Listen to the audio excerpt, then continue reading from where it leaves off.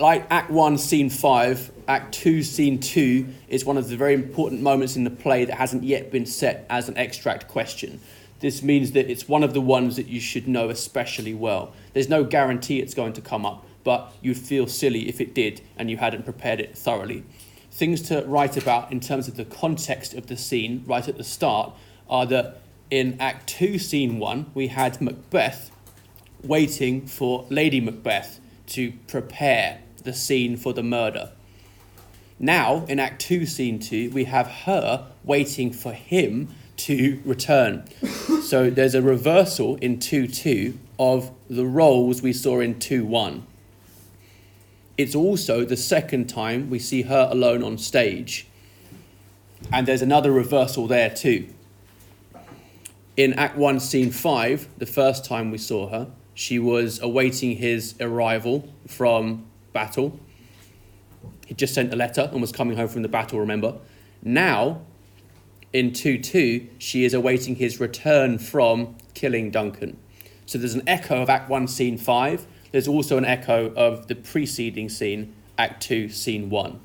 She begins by mentioning that which hath made them drunk hath made me bold. This might suggest that, contrary to her speech about wanting the spirits to unsex her and there be no compunctious visitings of nature, that she in fact is feeling fear. The liquor in the possets has made her bold, a kind of Dutch courage. Look at how the imagery associated with her is the opposite of the grooms. You're going to shut up or not? Manners. What hath quenched them hath given me fire. So quench means to put out or to extinguish, but it's given her fire. So it puts out or extinguishes the fire of consciousness in them, but it inflames her. Is there something unnatural about her response? Perhaps. Then nervousness. On stage, you would hear the noise now. Hark, peace. It was the owl that shrieked, the fatal bellman, which gives the sternest good night. So the noise of the owl forebodes death.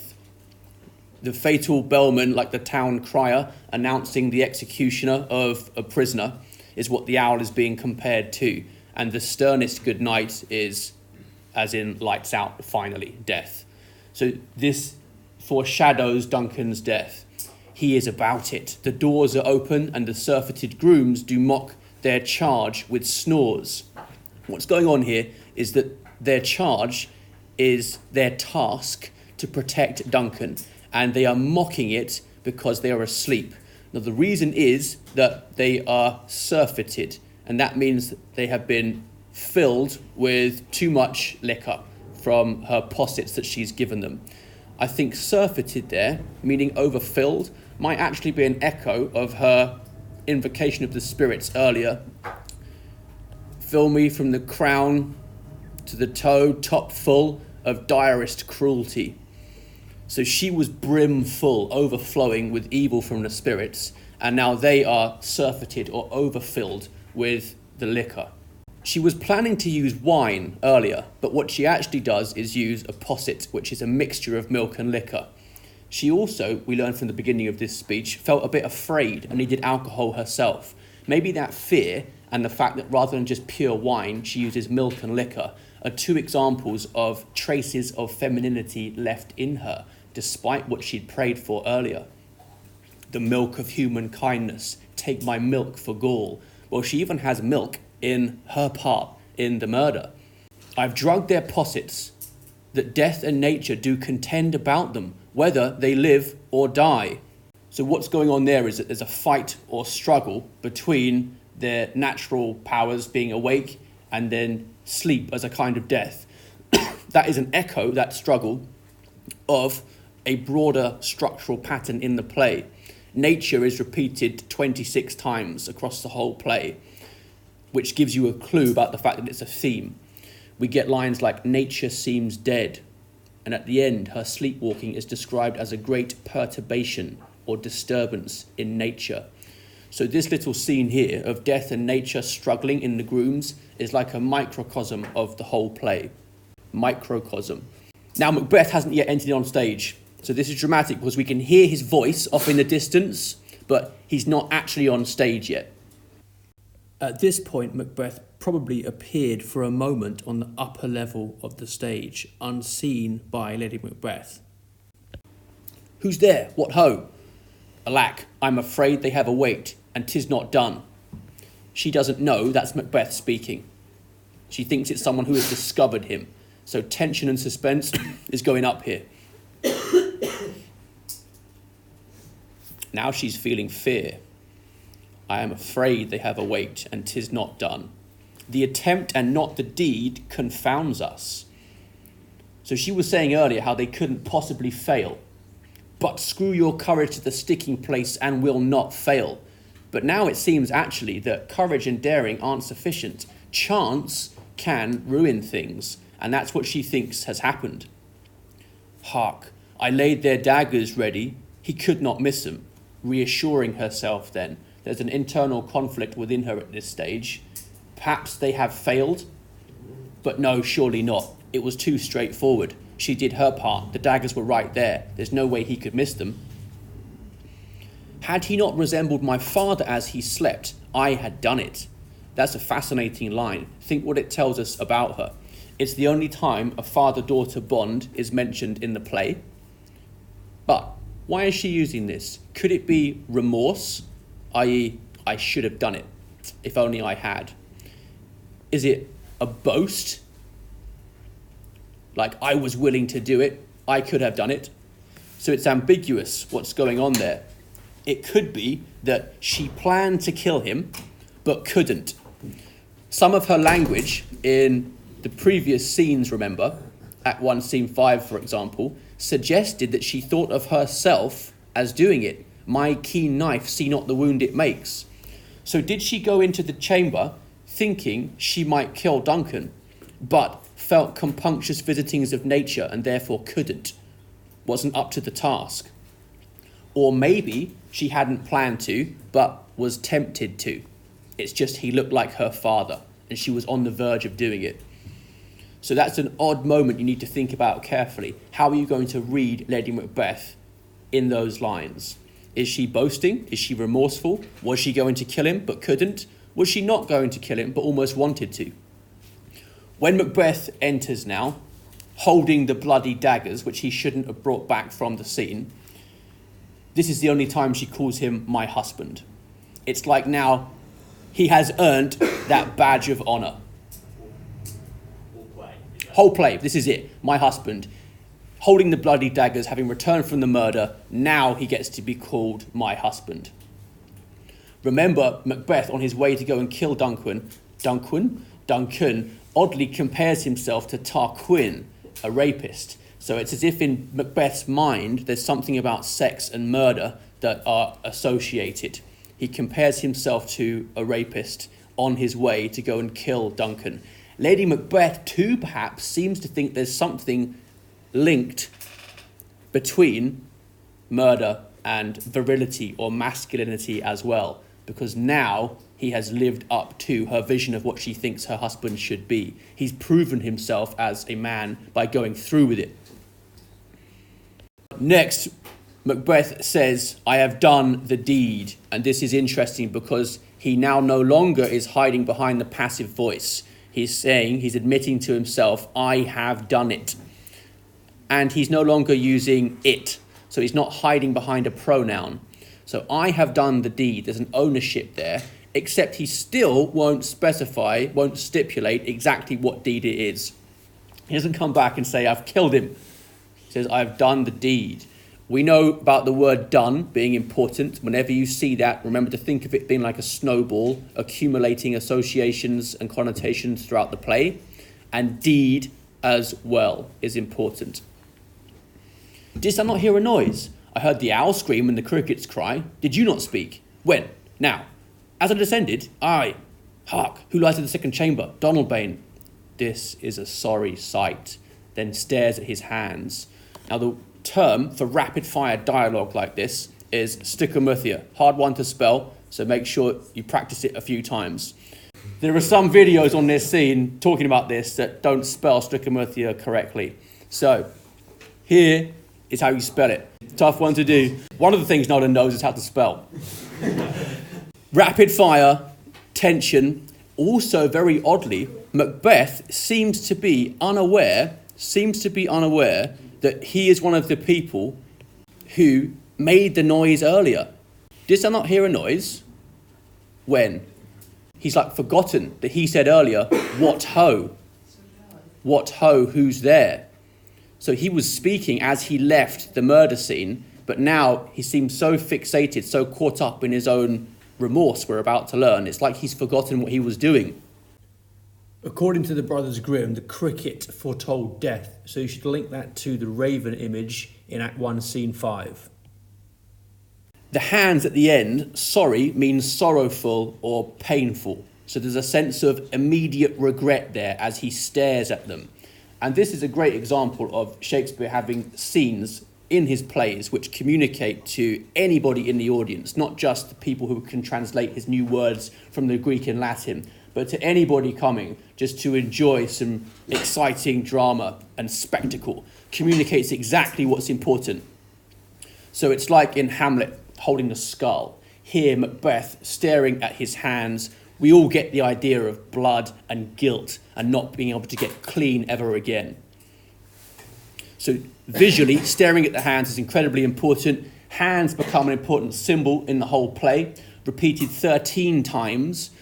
Important lines later on, like, now he feels his secret murders sticking on his hands. And also Lady Macbeth at the end, by self and violent hands took her own life. So the hands represent ideas of guilt and blood and the inability to escape. And also that now whatever you touch is going to be stained too. Like you will corrupt things from now on. Lady Macbeth tries to get him not to think about it. A foolish thought to say a sorry sight. How ironic that later on she is going to be the one who can't forget and will also be manically scrubbing her hands, unable to get them clean. In our text, it doesn't say the later actually looking on his hands, so can you still make that one? Yeah, it's implied, isn't it, by this is a sorry sight. You can still make that point. Different editors do things differently. Who the voices are is unclear. It could be the grooms. It could be the grooms who say murder and the other one laughs. It could also be Malcolm and Donalbain. Perhaps it's Malcolm's laughter when he escapes. He's just been named Prince of Cumberland, and really Macbeth should have killed both the sons too. That would have made life easier for him. He's forgotten to do that. So the laughter here from one of the two voices escaping could be Malcolm. We also have to remember, though, that Ross and Banquo are sleeping in the castle, so they're a possibility as well. We're not sure who the voices are. It could be the grooms, it could be Malcolm and Donalbain. Maybe the laughter is Malcolm getting away, because we know that Lady Macbeth said in the second chamber there's just Donalbain now. She misses out Malcolm, so maybe he's gone. And then Ross and Banquo are also possibilities. I don't know who it is, neither do you. You just have to guess and think which one makes the scene most interesting and dramatic. The point is it's ambiguous. But after they wake up and they know the murder's going on, they don't really do much. They don't defend Duncan. They just get ready to go back to sleep again after saying their prayers. And what they pray for is protection. So all they care about is their own safety. Whoever it is, Grooms or his sons or Ross and Banquo, they don't defend Duncan. Now Macbeth hears one of them cry, God bless us, and the other, Amen, as if they had seen me with these hangman's hands.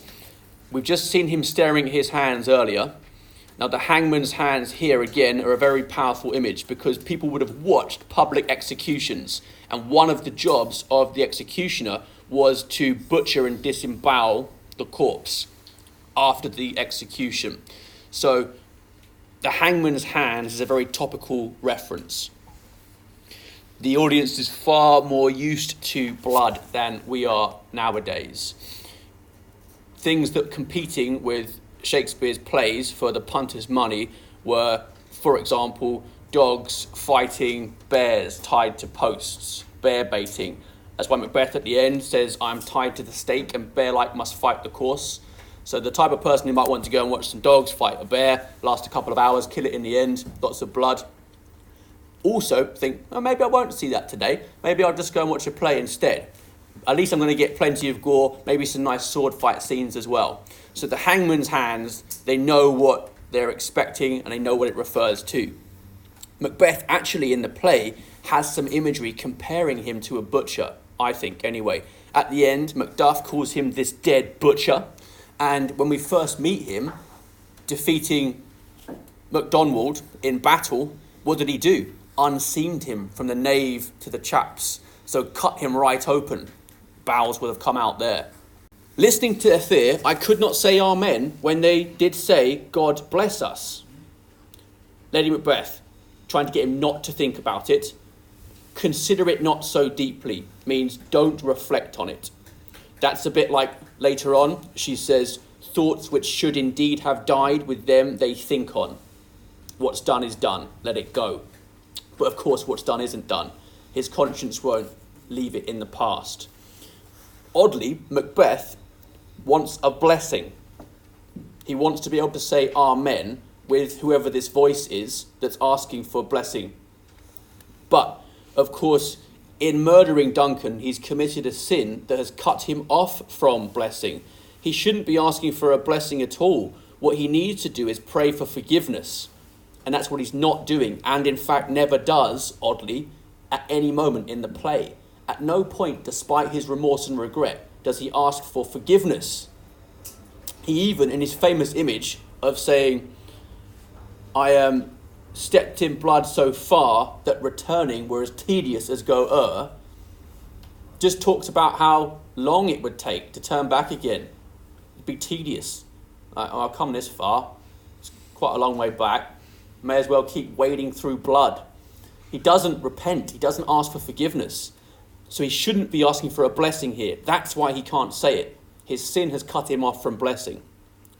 It's as if he thinks God should now bless him in the wake of the murder, as if the murder could somehow be holy. Remember, Lady Macbeth said, that thou wouldst highly, wouldst thou holily. Is there some strange way in which he thinks the murder could be holy, as she suspected he might? Either way, key point is, you don't get to ask for blessing after you commit regicide. You ask for forgiveness. These deeds must not be thought of after these ways, so it will make us mad. That is what is going to happen, without a doubt. Good foresight. Methought I heard a voice cry, sleep no more. Macbeth does murder sleep, the innocent sleep.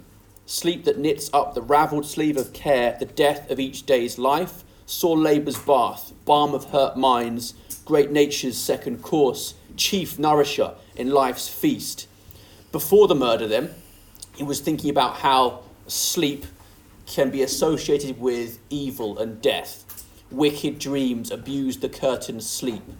Banquo also prayed to the merciful powers to defend him against the cursed thoughts that nature gives way to in repose. So sleep was associated with murder, with death, with evil. Now, though, having committed the murder, Macbeth is looking to sleep as a nourisher, a restorer. So is there something significant about how he references himself in the third person? Calls himself Macbeth? Well, he's saying that a voice cried this out. He thinks the voice is external, but in a minute we'll come on to the fact that it's probably his conscience. Look at the imagery. The ravelled sleeve of care is a reference to a garment becoming frayed and tattered and coming apart. So care is presented with the metaphor of the garment. And if you don't knit it up, eventually it will come apart. So this is more clothing imagery, which we've seen is important in the play elsewhere. Only with sleep at the end of each day does your mind restore itself and become less tattered. So this is about resisting the tendency towards disorder, disintegration, shown to us through a clothing image. Sleep deprivation is used as a torture device, breaks people eventually, kills them eventually. And this goes back to what the witches were saying, taunting the sailors. He can still think of life as a feast here. The metaphor of life as a feast implies some measure of fellowship, like a banquet setting. harmony, Hospitality. later on though, especially after the banquet scene, he says that he has no troops of friends. That feast image as a metaphor for life goes. So none of the good things about sleep are available to him now. This again is to do with remorse and regret. Lady Macbeth can't understand what he's saying. Macbeth then explains further. Still, so always or constantly, it cried, "Sleep no more," to all the house. This means that he thinks the voice he hears, "Sleep no more," is echoing everywhere to everyone, physically throughout the castle. He thinks it's an external voice. But that seems to be ignorance on his part. It's really the voice of his conscience. It's just he can't identify it as such. Note how it names him 3 times. Glamis, Cawdor, and Macbeth.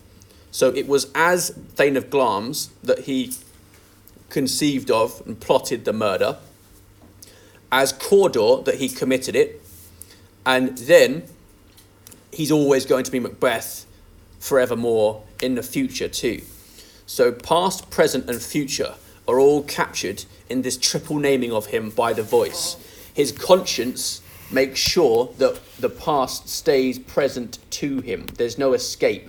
This is like what happens with Lady Macbeth too, unable to forget. Who was it thus that cried? His conscience seems to be.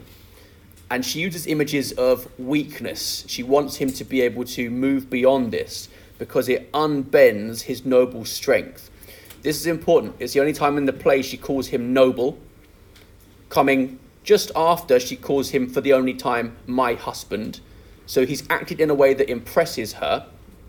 But to unbend means to slacken or weaken. At the end of 2-1, we had him saying he was settled and would bend up each corporal agent. So he was tight, taut, ready to attack. Now, though, it's slackening and weakening. It's as if she wants him to carry that momentum forwards and forever into the future. Be this kind of remorseless, conscienceless murderer, willing to act on impulse with no fear. But he, straight after the murder, is starting to unravel already. The unbending is a bit like the raveled sleeve of care. Her next concern is to get rid of the evidence, the filthy witness. Hover through the fog and filthy air, the filthy witness of the blood on their hands, echoing the witch's language, unsurprisingly. He, in his nervousness, has forgotten to leave the daggers there, plant them on the grooms. So she's annoyed by that. Why did you bring these daggers from the place? Go carry them and smear the sleepy grooms with blood. Macbeth can't face it. He can't go back.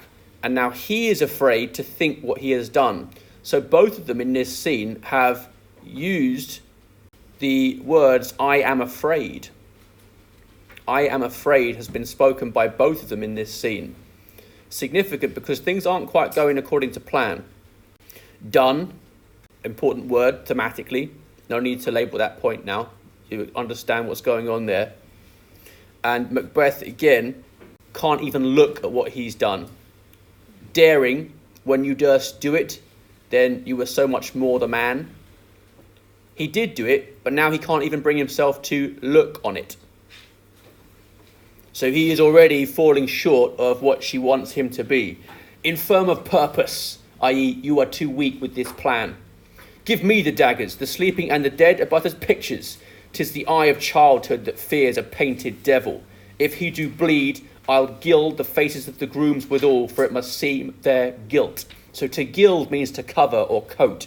And the connection of gild with guilt is very important because it shows that she thinks you can just paint guilt on and wash it off. Easy on, easy off. It's just skin deep. Ironically though, that's what she finds it's not. The hands are forever stained. You cannot wash it off. And now the next natural turning point in the scene comes in with the knocking. The knocking. Famously, the Shakespeare critic A.C. Bradley said that it's not just where this knocking comes from, but what world it comes from. It's as if they're now brought back to reality. The lines beforehand have been in a kind of nightmarish, surreal realm. And now the knocking reminds them, yes, the king is in fact dead. You have done this. There are going to be consequences. It's a bit like when Othello kills Desdemona, and then when Emilia comes in to check on Desdemona, Othello says, "If she come in, she'll sure speak to my wife. My wife, what wife? I have no wife." Someone coming at the door has reminded him of the enormity of what's taken place.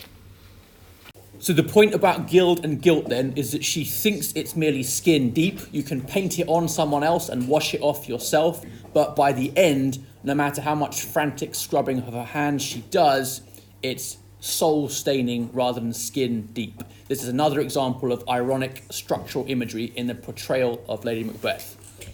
Remember we said that there's a nice phrase from the famous Shakespeare critic A.C. Bradley, whose essays are available online for free. They're out of copyright now. He was the first to really give detailed character analysis of Shakespeare's tragedies.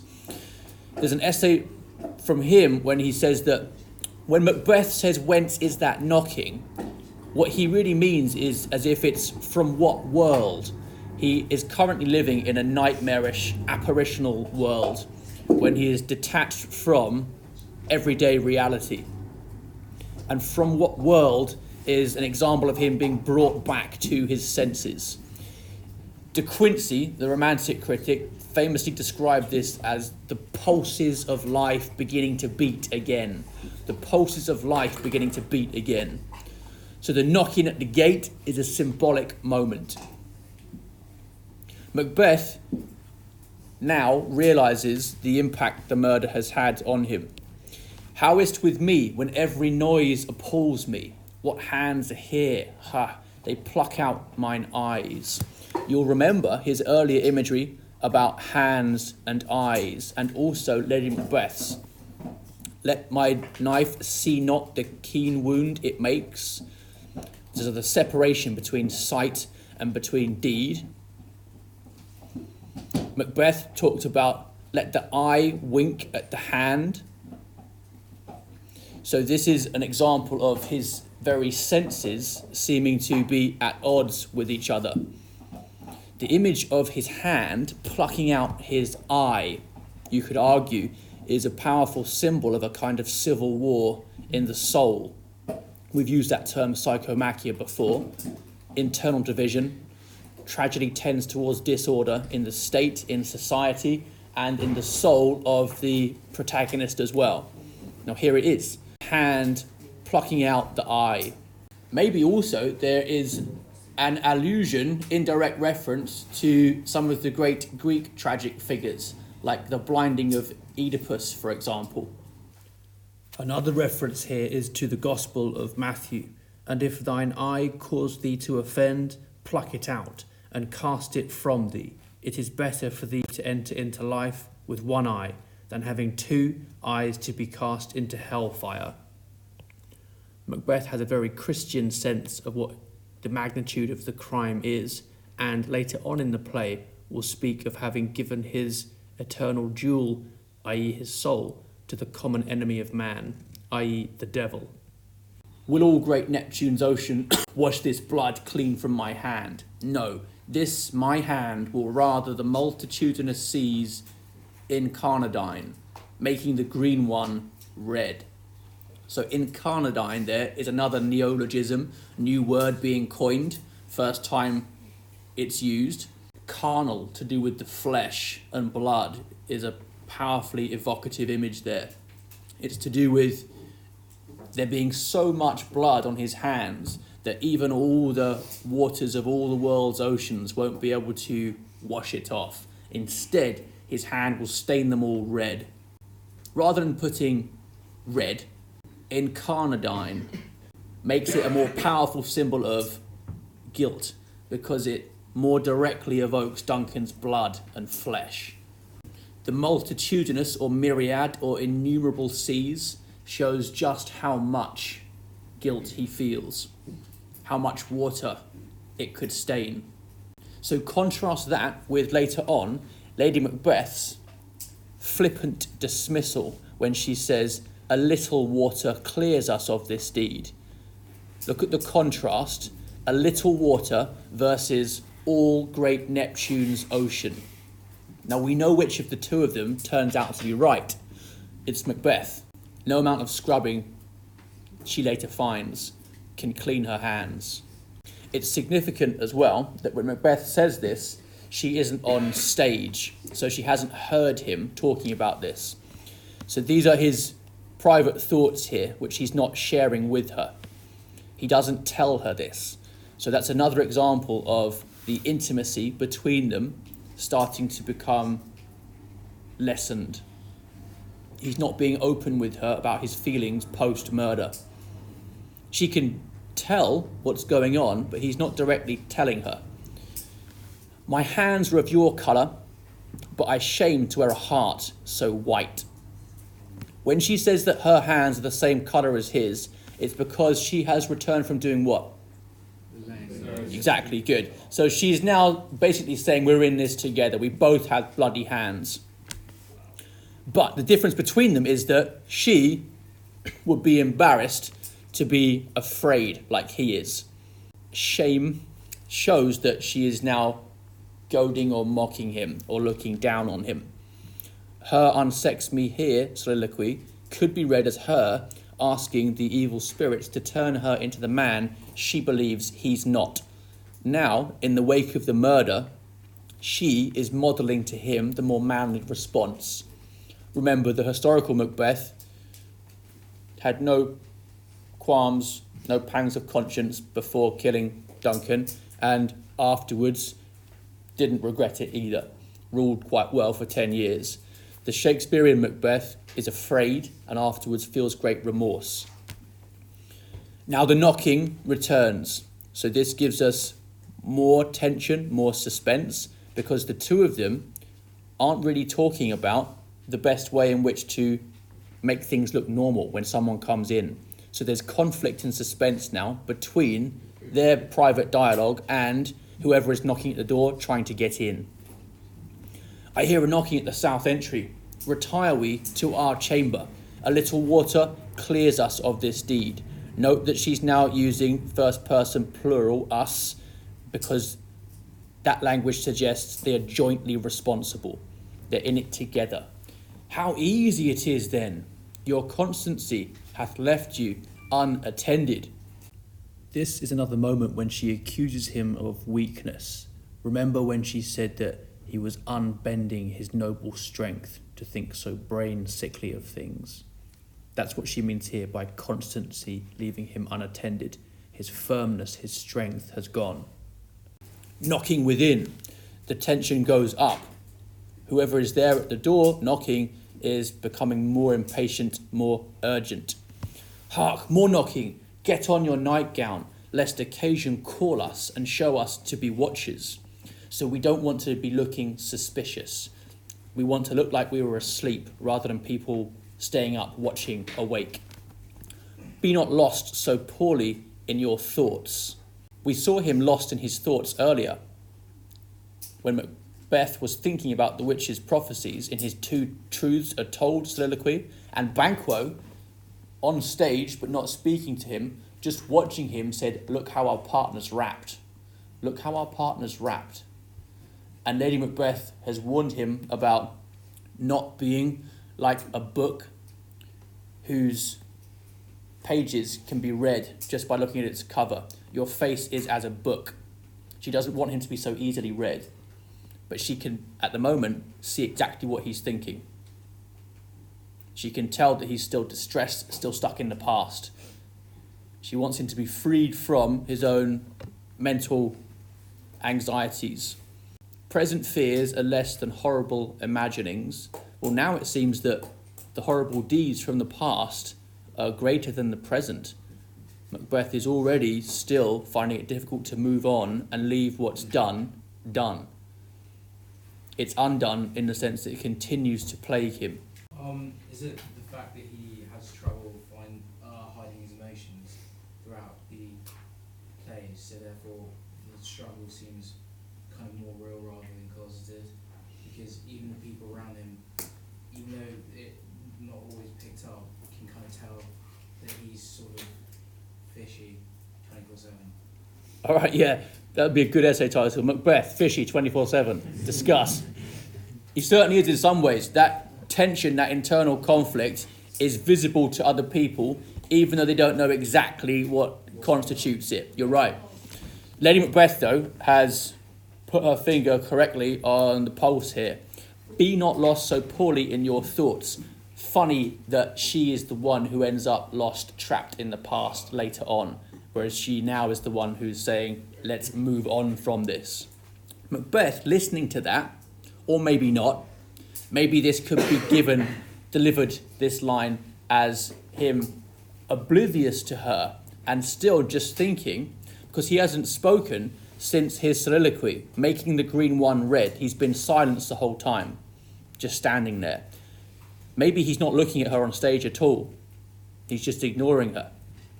To know my deed, 'twere best not know myself. So that shows that the deed has done a kind of violence to his identity, so he can't reconcile being who he is with having done that. This again is about psychic fragmentation. It also goes back to some of the origins of Greek drama when the Delphic oracle's utterance was know thyself. Know thyself is one of the injunctions at the heart of Western civilization, really. All philosophy, psychology is an attempt on one level to know thyself. And Macbeth here says that to know my deed, 'twere best not know myself. What kind of person would do this? You've gone from being the brave defender of Duncan on the battlefield, putting down the rebellion, executing MacDonald, to killing a defenceless old saintly king in his sleep. And before long, also ordering the murder of children, Macduff's children. This is a very important line, and I'd highly recommend that you include it in an essay on this extract. Different critics have glossed it in different ways. Clarendon argued that it should be read, if I must look my deed in the face, it were better for me to lose consciousness altogether. Whereas Wilson argued that it meant better to be lost in thought than look my deed in the face. Now, either way, the emphasis is on evasion and regret, an inability fully to face the consequences of what's been done. The key word of the play, deed, occurs in it, but I would suggest that you should be thinking about how it's now gone from being just the deed to my deed. I have done the deed, but now it's my deed. The emphasis on the disruption it causes to the sense of self is something that's paralleled in other tragic protagonists too. Othello, for example, after killing Desdemona, says, "That's he that was Othello. Here I am." The knocking again, for the fourth time. Wake, Duncan, with thy knocking, I would thou couldst. So the fact that he wishes Duncan could be woken shows he's already feeling remorse and regret.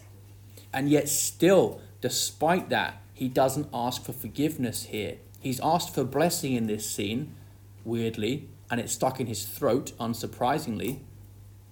You don't need blessing, you need forgiveness. He still doesn't ask for forgiveness, and at no point in the play does he ever. Does he just regret that he worries he might get caught? Does Lady Macbeth? Equally so. Is Macbeth more genuinely remorseful? Those are some questions to think about in the dynamic between the two of them. As a final tip, remember that an easy way to talk about metre is to look for stressed syllables at the start of lines. This is called initial inversion, and it's often a way that the metre emphasises thematically important words. So at the end, for example, when Macbeth pleads, "Wake, Duncan, with thy knocking," wake is stressed, which we don't expect in iambic pentameter. This shows the urgency of his plea here. And then also, clean from my hand shows the strength of his desire to be cleansed from the guilt he now feels sticking to him. There are many other examples of these in the scene for you to explore. Look at the start of a line. If the word is stressed, often it's going to be a monosyllable or a verb. Then it's normally worth talking about. Remember that structurally, when the porter opens the door in the next scene, we're at the third of the 6 thresholds in the play. It's a play structured in terms of thresholds. We've had Duncan crossing into Macbeth's castle, Macbeth entering Duncan's bedchamber, and now, in this scene with the knocking and the next scene, the porter opens the door. Note that 4 of the thresholds are doorways bringing people closer to evil.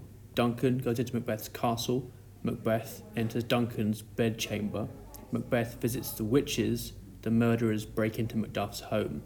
But against those 4 are 2, the porter letting in the light of daylight, and Macduff, as he calls on Dunsinane, and the liberators when they are finally let into Dunsinane at the end. These doors open, if you can imagine the image, in the opposite direction, letting goodness in. So the thresholds, the doors, are used as symbolic structural devices.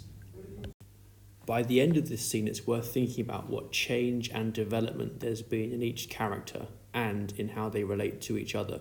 An interesting critical perspective on this is provided by Victor Kahn in Shakespeare the Playwright. For all her manipulation, for all her vivid language, Lady Macbeth is a smaller person than her husband. Not just physically, although we may assume that such is the case. Rather, she is not able to withstand the emotional battering he undergoes. As the drama proceeds, she collapses under the knowledge of what she has caused, while Macbeth allows punishment to accumulate. Thus, Lady Macbeth becomes pathetic, while Macbeth, through the endurance of pain and the ability to face the ruin of his life, becomes tragic.